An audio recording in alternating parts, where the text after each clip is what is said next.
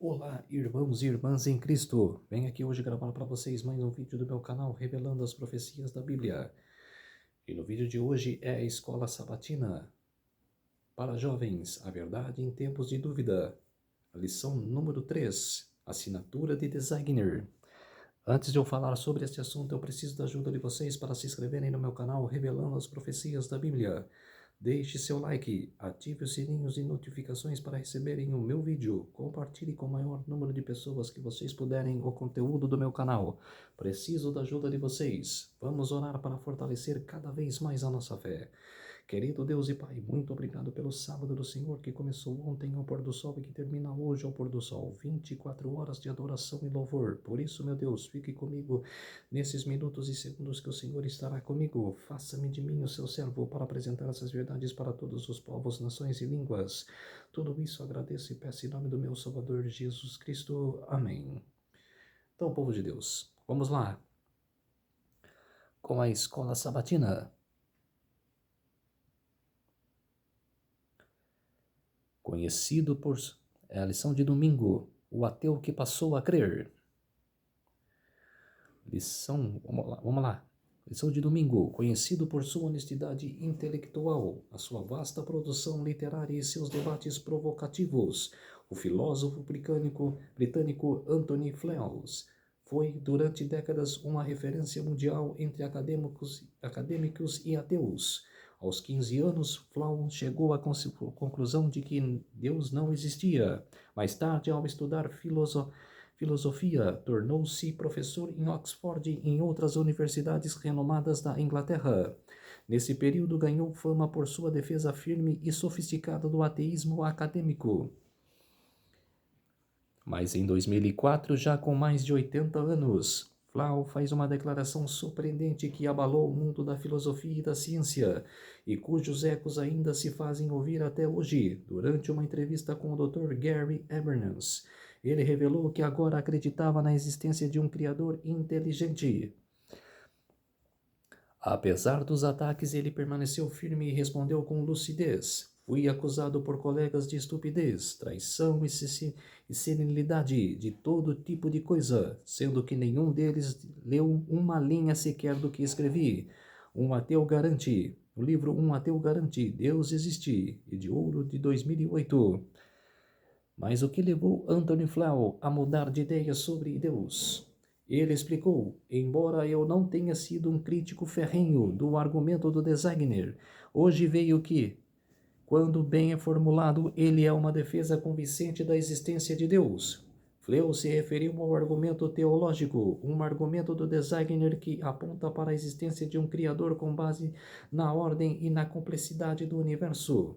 Ele afirmou que fora justamente essas evidências, vindas das descobertas da física e da biologia, que o fizeram abandonar o ateísmo e reconhecer que a explicação mais razoável para a harmonia do cosmos é a existência de um Criador inteligente. Falar em design inteligente vai muito além de discutir dados e argumentos, é abrir uma ideia para o coração de Deus.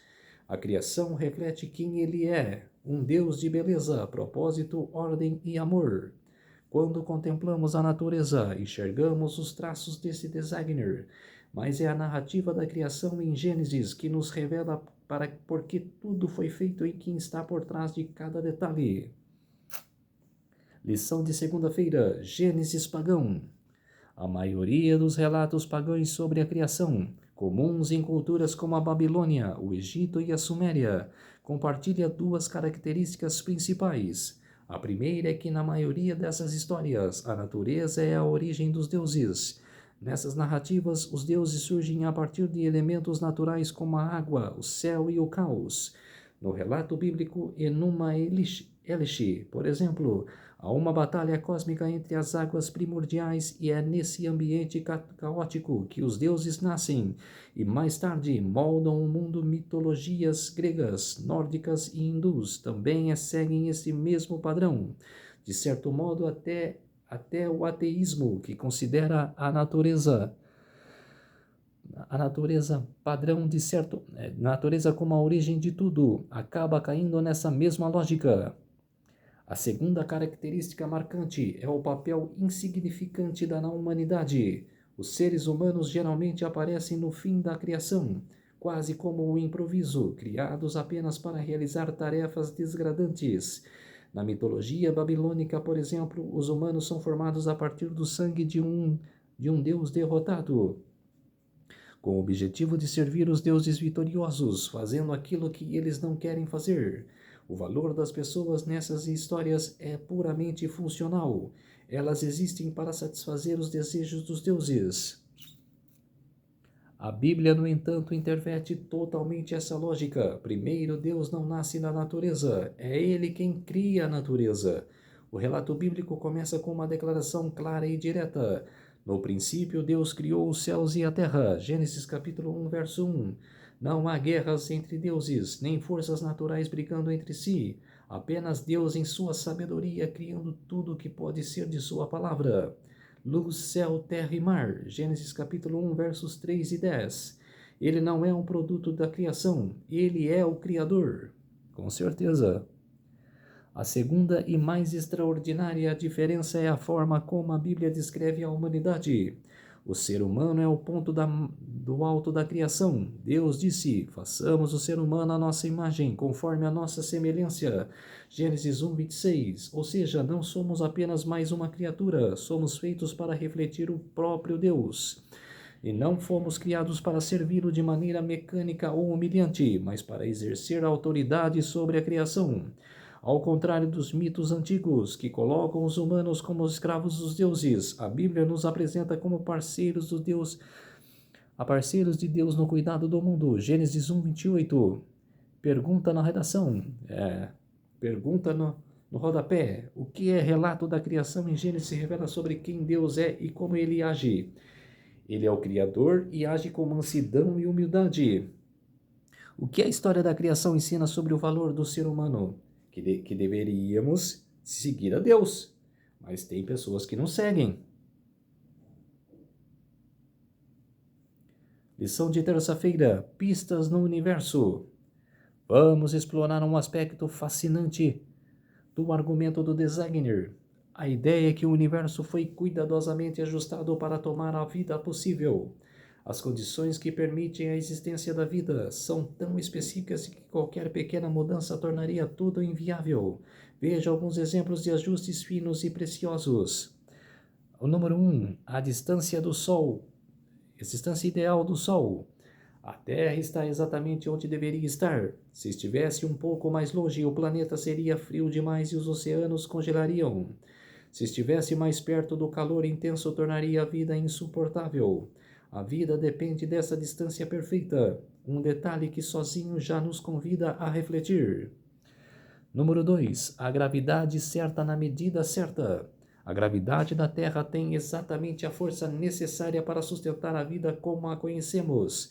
Se fosse significativamente mais forte, a atmosfera poderia reter gases indesejáveis, como o metano ou a amônia, em concentrações potencialmente tóxicas. Se fosse mais fraca, seria difícil manter uma atmosfera densa. Moléculas essenciais como o vapor d'água escapariam gradualmente para o espaço. Essa gravidade cuidadosamente equilibrada é um dos fatores que tornam nosso planeta habitável. Número 3. A força exata da Lua. A gravidade da Lua exerce um papel essencial na estabilidade do nosso planeta. Se sua força fosse significativamente maior, os mares seriam muito mais intensas, poderiam causar grandes inundações em regiões costeiras. Se fosse menor, a inclinação do eixo da Terra se tornaria instável ao longo do tempo, afetando profundamente o clima e a regularidade das estações. O delicado equilíbrio que a torna a vida possível depende da interseção precisa entre a Terra e a Lua. O físico Paul Davies resumiu bem: dizer que a vida está na corda bamba é um eufemismo impressionante. No livro The Collins Enigma, The Risky Universe Just Written of Life, Fister Marin, 2008, página 149. Imagine encontrar um aquário com peixes vivos na superfície da Lua. Seria um absurdo pensar que eles apareceram ali por acaso.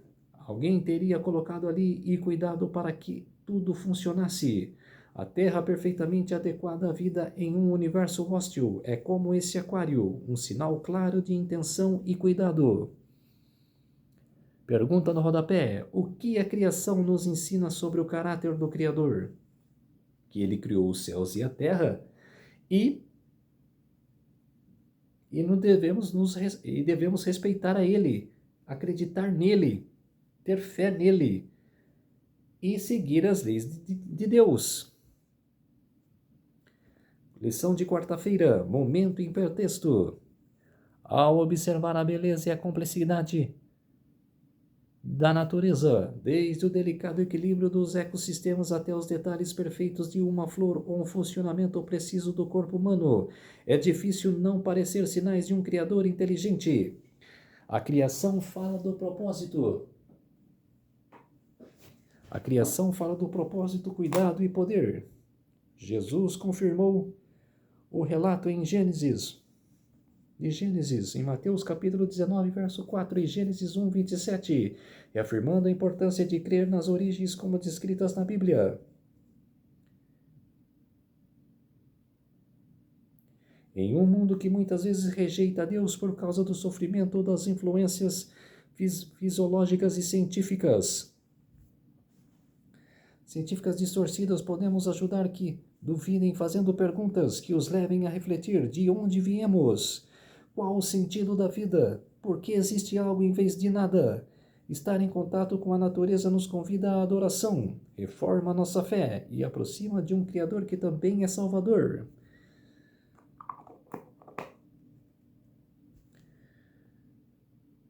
O que os textos seguintes revelam sobre a criação, sobre o Criador?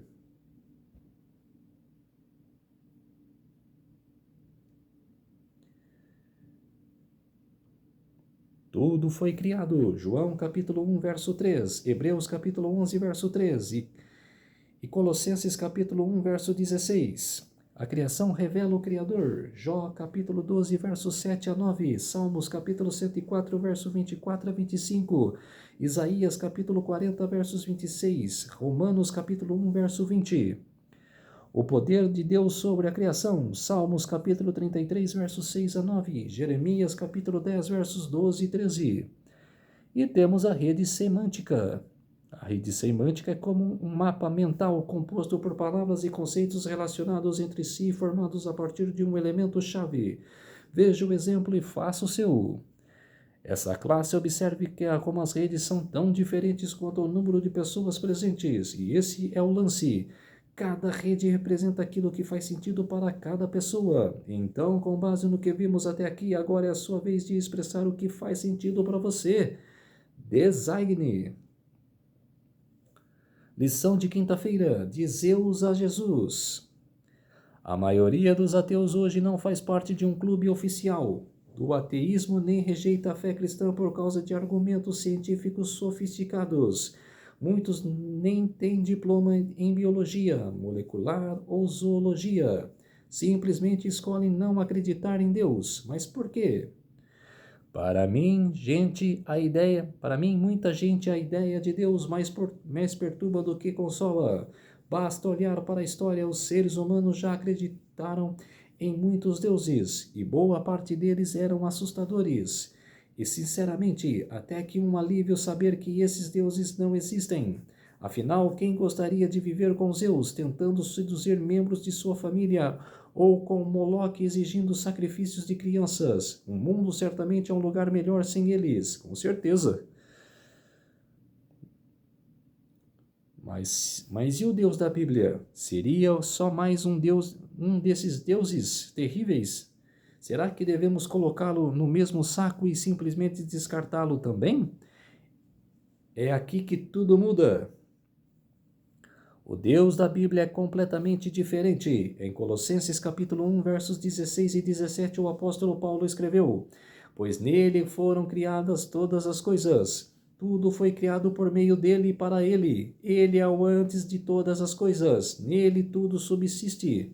Paulo está falando de Jesus e que ele está dizendo é simplesmente extraordinário. O Criador do universo é o próprio Jesus Cristo. Pense bem no seguinte: o Criador deu origem ao mundo em sua palavra, com sua palavra é Jesus. O Criador quem formou Adão com suas próprias mãos é Jesus. O Criador que descansou no sábado com os nossos primeiros pais é Jesus. O Criador que caminhou em direção a Adão e Eva depois que eles pecaram é Jesus. O Criador que prometeu enviar um Salvador é Jesus. Isso tudo muda. Jesus não é um Deus frio e vingativo, distante lá no alto, esperando o nosso erro. Ele é o Criador, presente desde o começo. E também é o Salvador que veio ao mundo para nos resgatar. A verdade mais maravilhosa é esta: aquele que criou o universo é o mesmo Deus que se humilhou para que andar entre nós, curar, ensinar e morrer por amor a nós. O Deus que nos criou nos ama de maneira profunda e pessoal. A boa notícia não é apenas que Deus existe. A boa notícia é que Deus existe e o nome dele é Jesus.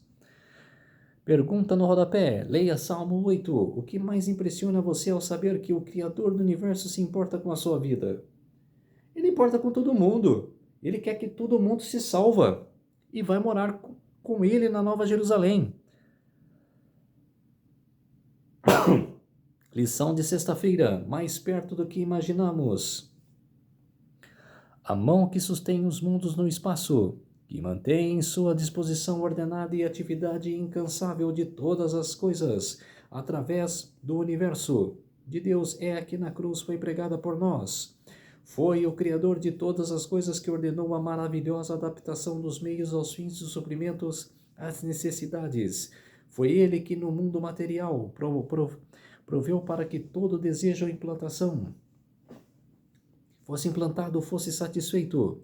Foi Ele quem criou o ser humano uma capacidade de aprender e amar, e por natureza Ele não deixa de satisfazer os anseios da alma. Nenhum princípio extingável, nenhuma essência impessoal ou algo meramente abstrato poderia satisfazer as necessidades e anseios dos seres humanos nesta vida de lutas com o pecado e tristeza e a dor. Não basta crermos na lei e na força, em que coisas que não têm piedade ou não ouvem o grito por auxílio. Precisamos saber que existe um braço todo-poderoso que nos sustentará e de um amigo infinito que tem compaixão de nós. Necessitamos nos agarrar em uma cálida mão e confiar em um coração cheio de ternura, e exatamente assim Deus se revelou em sua palavra. Ellen G. White no livro Educação, páginas 92 e 93. Basta que estejamos atentos às obras criadas por Deus, nos ensinarão lições preciosas de obediência e confiança. Desde as estrelas que em seus inexplicáveis trajetos através do espaço percorrem séculos após séculos, o caminho a elas designados até um minúsculo átomo, as coisas da natureza obedecem à vontade do Criador, e Deus cuida de tudo e sustenta tudo que o criou.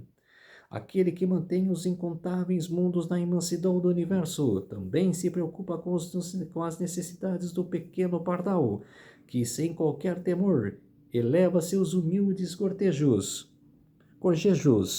Ellen G. White no livro Caminho a Cristo, página 54. Lição de sábado, fé que resiste. Disse o insensato no seu coração: não há Deus, corrompa-se se praticam abominações. Já não há quem faça o bem. Salmos capítulo 14, verso 1. Vivemos em um mundo para que a fé é constantemente questionada. Para muitos, acreditar em Deus parece ultrapassado e irracional, mas negar sua existência não elimina o vazio da alma. Pelo contrário, aprofunda-o.